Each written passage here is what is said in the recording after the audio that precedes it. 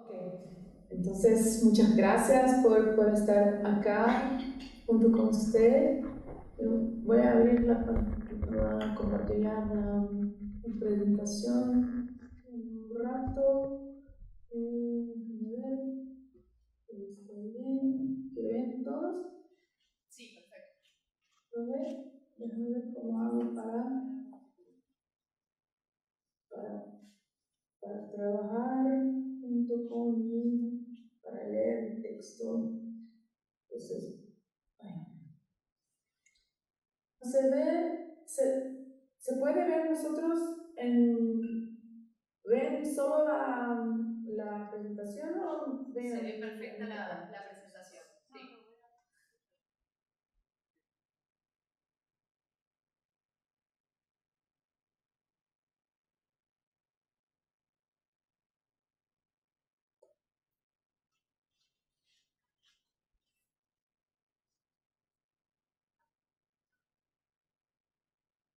¿Pueden ver? Sí. ¿Sí? Comenzamos, sí. Voy a poner acá. Empiezo a leer para controlar el tiempo, ¿ok? Ok. Los palos tupinambá son artefactos significativos de la cultura tupinambá. Objetos tanto rituales como funcionales.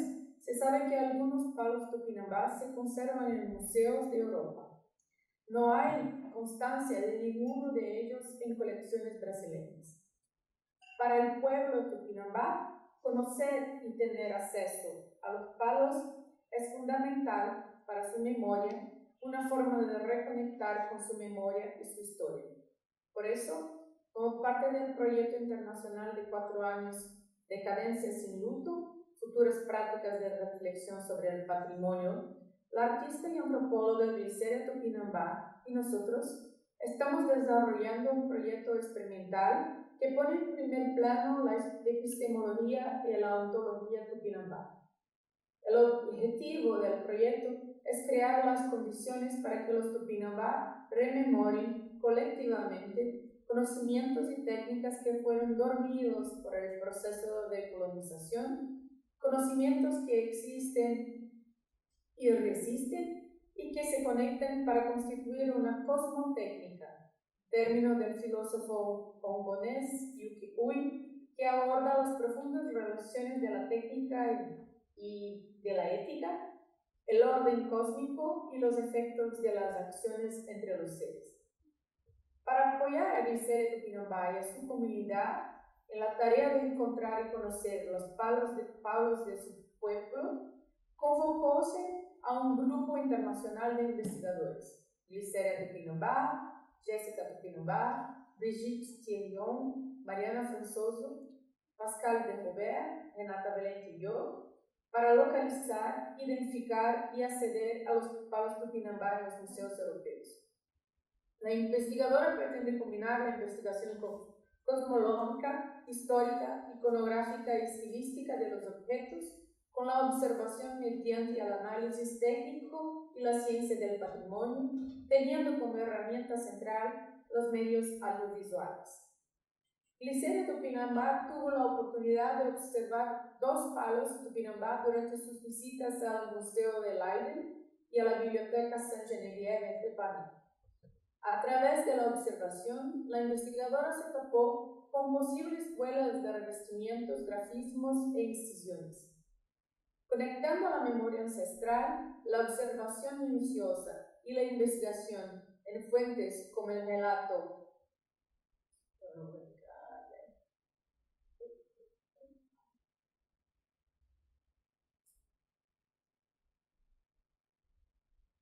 como el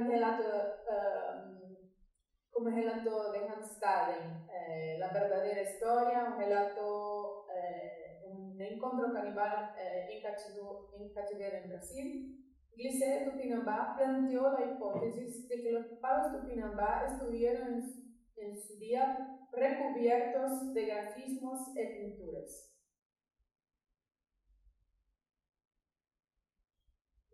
La observación de Glisset de Tupinambá y la lectura contracolonial de fuentes coloniales como Hans Staden proporcionan algunas pistas sobre la fabricación de los palos. Staden describe el proceso de fabricación y da detalles de los materiales y técnicas implicados, la elección de la madera, las técnicas utilizadas en la talla, el adorno con plumas y grafismo, dibujado sobre una pasta adhesiva hecha con cáscaras de huevo en polvo. A lo largo de ese proyecto, además de la observación minuciosa in situ de los objetos y la interpretación crítica de las fuentes escritas, Glisset se propone realizar análisis de rayos X, espectroscopía de fluorescencia, espectroscopía Raman, fluorescencia infrarroja, fotografía con luz poco profunda, RTI, y los palos y discutir los resultados de forma comparativa. Finalmente, si es necesario, con el acuerdo de las colecciones, se analizarán micromuestras de acuerdo con las normas internacionales de conservación y ciencia del patrimonio. Ya se han entablado negociaciones con los museos de Dresden y Berlín, el Museo de Leiden, la Biblioteca Saint-Geneviève y el Museo Permanente. Todos los resultados se incorporarán a una instalación multimedia. Los pueblos indígenas tienen, con razón, severas críticas sobre las teorías y prácticas museísticas de coleccionar y conservar. Su propia misión principal de los museos, coleccionar y conservar objetos, no se ajusta a lo que es más importante para las concepciones indígenas de estas prácticas. Los museos no abordan la necesidad de transmitir la memoria y mantenerla viva, como abordan la necesidad de proteger, incluso hasta el punto de impedir el acceso, a los que tienen el mandato de conservar, los objetos. Muy pocos museos, como el antiguo Museo de Indio en Río, tienen la misión de devolver a las comunidades indígenas el resultado de los estudios, investigaciones e inventarios de las colecciones producidos sistemáticamente con esta finalidad. La desconfianza y el recelo de los pueblos indígenas hacia los museos se deben también, como señala Anne-Christine Taylor, a que son lugares de una competición tácita entre las premisas indígenas y las occidentales, en gran medida subconscientes, relativa a nuestras conexiones con el pasado. Cito a Taylor: los objetos del museo son precisamente eso, objetos, es decir, cosas independientes que se sostienen por sí mismas. El apego a ellas es secundario a su estatus ontológico. Y es precisamente esta cualidad que las permite poseerlas en el sentido occidental del término.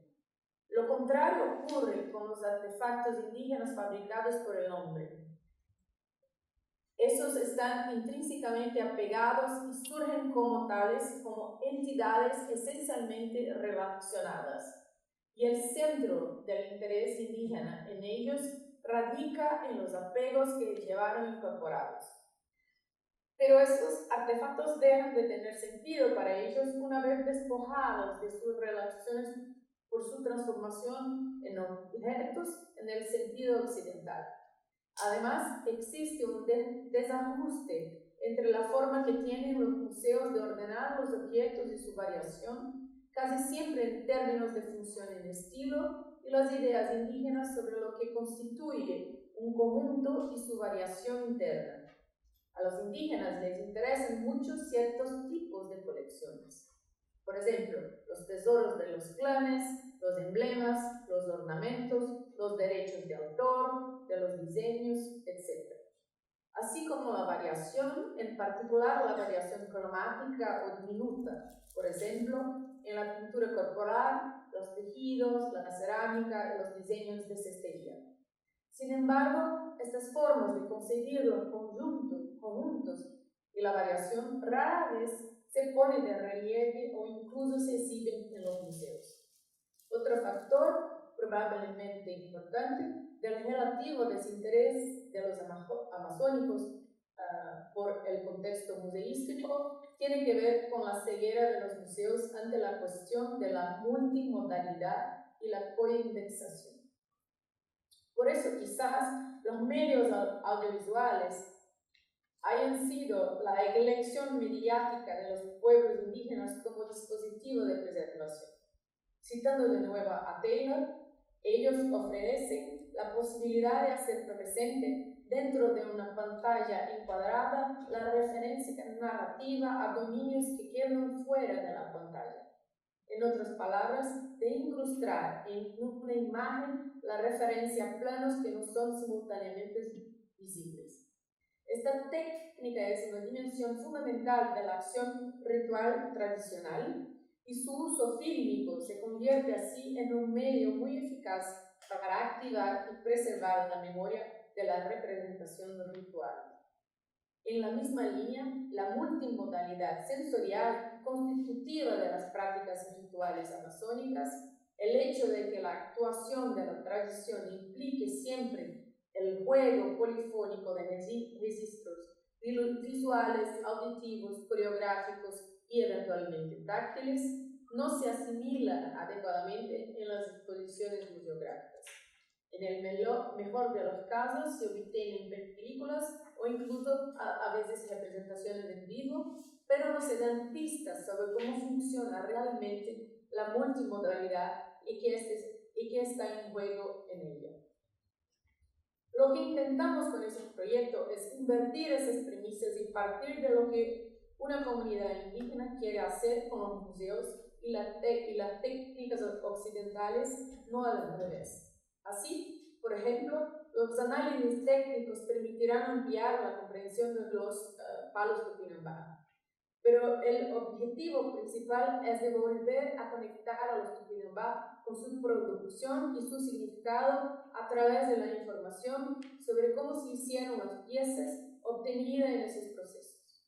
Los resultados de estos análisis se compartirán con la comunidad de Cerro de Padero a través de talleres y charlas financiadas por el proyecto, coordinados por Briseria y los maestros locales de conocimiento. Las imágenes y los informes se compartirán con la comunidad en un lenguaje accesible para que la información pueda ser utilizada en la creación de nuevos palos. Pero la experiencia de grabar y editar colectivamente todo el proceso es clave.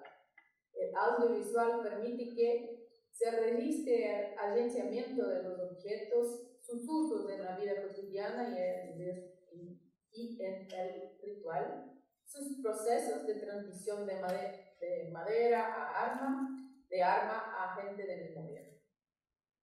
El arte acá, el lenguaje audiovisual, es una estrategia de guardar la multimodalidad de la coindexación. Se elaborará material didáctico para la escuela de los Tupinambá en diálogo con profesores y alumnos de la comunidad. La investigación y las actividades documentales grabadas en formato audiovisual formarán parte de una exposición de arte y tecnología que se hace en el Museo de Arte Contemporáneo el año que viene, 2025. Las instituciones, museos y colecciones asociadas serán acreditados como colaboradores en todos los materiales de promoción de la investigación de la exposición, así como cualquier publicación resultante de esa asociación. Pero la propiedad de la investigación y la última palabra sobre el acceso a esta investigación y sus resultados la decidirá la comunidad tupinambá. Concluir planteando algunas preguntas. ¿Cómo pueden participar los museos en acciones a largo plazo que impliquen las comunidades indígenas? ¿Cómo además de coleccionar objetos en respuesta a la crítica de las prácticas coloniales del coleccionismo, podrían los museos ser inquilinos, no solo apoyando objetos durante periodos determinados, sino fomentando formas de registro y catalogación dirigidas por la comunidad? Para los museos es esencial reconocer el derecho de acceso de las colecciones, Pero más allá de la recalificación de las colecciones, el acceso significa garantizar la conexión de los pueblos indígenas con su propia cosmotécnica, su propia manera de pensar la memoria, la conservación, la catalogación y la exposición. Los museos también deben replantearse los contratos de préstamo de colecciones y las estrategias de promoción de la memoria viva.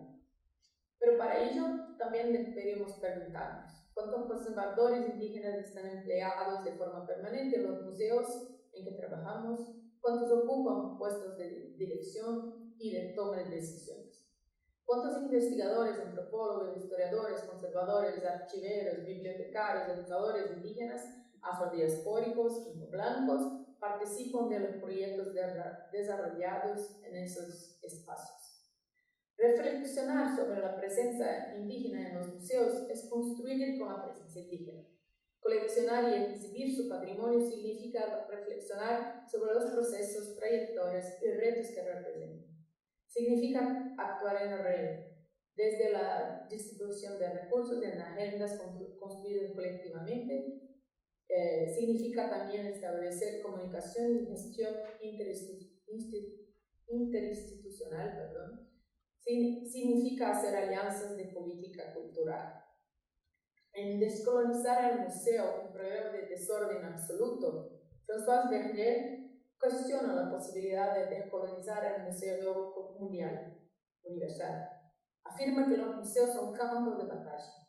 El museo universal se presenta como refugio y santuario, pero para asumir este papel debería reconocer su papel en el establecimiento y mantenimiento del orden mundial, racista, patriarcal y extractivista. También debería estar decidida a rebelarse contra él.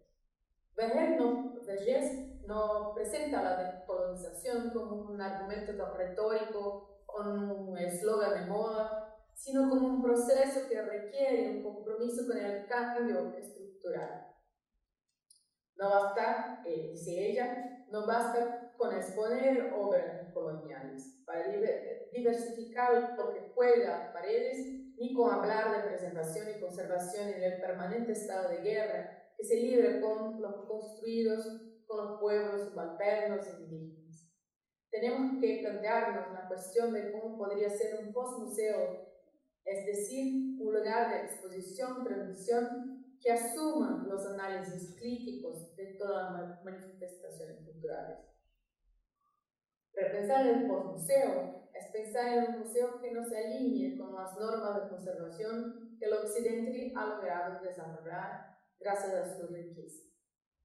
Quisiera cerrar mi intervención abordando brevemente el pabellón Anahuac de Venecia, hecho por 3 curadores indígenas de Nelson Manioa, Gustavo Caboclo, Aricena Patachó, que tuve la presencia de Griselda Tupinambá, de Olinda Tupinambá y de Ziad Calafotó. Para mí la mejor cualidad de esa presentación no está en su presentación, instalación final en el pabellón, sino cómo todo ese proceso articula objetos, textos, vídeos, menos en una instalación y sí en un dispositivo. Un dispositivo para hacer talleres en el territorio, para reunir a los artesanos de la comunidad en la confección de las redes de pesca y a los jóvenes para que participen en el proceso. Todo se grabó y se presentó en una instalación multicanal. Y ese proceso es lo fundamental y disruptivo del proyecto en mi visión. Los pueblos indígenas siempre han resistido al discurso universalista que quieren aniquilarlos. A través de su arte, afirman que su patrimonio está vivo y no se limita al arte para el mercado, ni al lamento de lo que fue un pasado inmutable. Disputan el espacio del museo o del postmuseo porque es un escenario de lucha, una disputa no solo de narrativas, sino de presencia. Porque siempre han estado ahí. Muchas gracias.